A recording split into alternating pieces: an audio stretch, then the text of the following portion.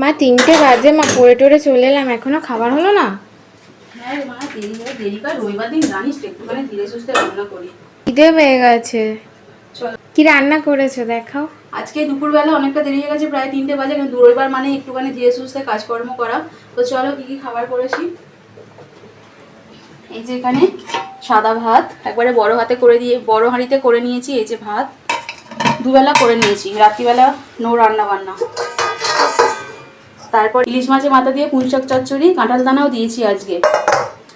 তারপর এখানে আছে এই যে মাছের ঝাল, এই যে সর্ষে দিয়ে মাছের ঝাল।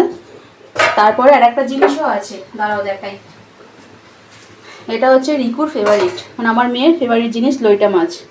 কাঁচা লঙ্কা রসুন পেঁয়াজ দিয়ে করেছি এই যে লইটা মাছ। কড়াইতে হচ্ছে রাতের জন্য, এখনো তো ফুটছে দেখছি। হ্যাঁ রাতের জন্য পার্শে মাছ, আর এটা মেয়ের জন্য, কারণ মেয়ে পার্শে খায় না, ওই জন্য রাত্রিবেলা একবারে ঝোল করে রাখবো। এই যে আলু দিয়ে ঝোল এখনো পর্যন্ত ফুটছে, ফুটুক, একটু পরে মাছ দিয়ে নামিয়ে দেবো। না হবে খাবার বারো তাহলে। চ চ চ চ চ চ